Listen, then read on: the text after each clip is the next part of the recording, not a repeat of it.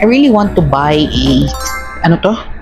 microphone na hindi na wireless para maka-vlog ako ng maayos, but ang problem ko yung action camera ko mayroong lock, may close. So pag itutusok ko yung whatever, you know what I mean? Anyway, yes, what I'm telling you is my baby is suffering from colic. I don't know how will I explain that. Gassy.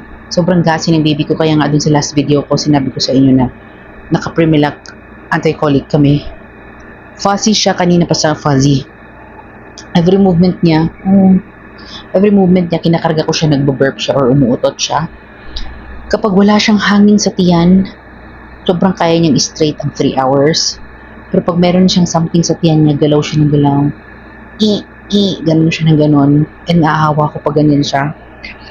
If you would ask me, guys, natutulog ba ako together with my baby? No, I can't, because most of the time gassy nga siya, and hindi ko kayang matulog ng mahinding kung anak ko ay hindi makatulog. like right?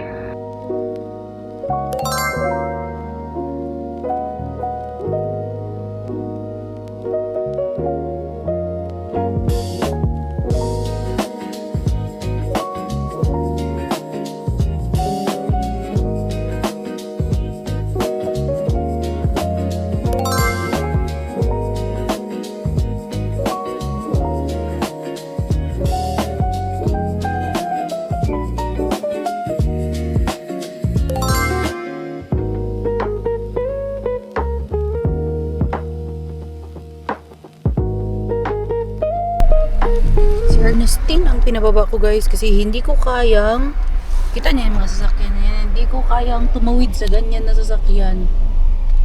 Diyos ko, guys, hindi pa ako pwedeng tumakbo actually, so ako na lang nagkarga kay baby. So update, actually may fault ako, medyo nainis ako sa sarili ko kasi sinabihan ako ng doktor na bumalik bago siya mag 1 month. Kaya niya pala sinabi yun kasi para diretso kami ng ER kasi 33 days na siya ngayon, so kailangan na mag-appointment sa OPD bago siya kunan ng blood works. Anyway, ang ginawa lang namin is parang chinek yung bilirubin niya by machine, parang sa skin lang. So far okay naman, pero in-advise sa amin mas maganda pumunta na lang ng OPD para ma-check siya sa whole laboratory para ma-follow up talaga. And knowing Saudi Arabia and knowing sa pagbigay ng OPD, pero inyo guys, nung na-discharge ako nung kailan ba ako na-discharge? Nung na-discharge ako nung May 27, ang OB appointment ko July 1, at ang medical appointment ko kasi mataas BP ko, 'di ba? August pa. So ganun kalayo yung mga appointments. So meaning pag kumuha ko ng appointment ngayon dito sa Kuy na ito, most probably I don't know when they will give the appointment to me. Yes, sabi ko sa inyo guys, ang kukunin namin sa pharmacy is yung milk niya, kasi pag online mo siya orderin, yung milk niya is mas mura. 2 latang milk and tubig niya. Iba yung tubig na gamit namin para sa kanya. Hindi kami gumagamit lang ng normal adult water. Baby well, pang baby talaga na water kasi mababa yung sodium content. Good morning guys! Good morning! I don't know, hindi siya nagbo-burp agad.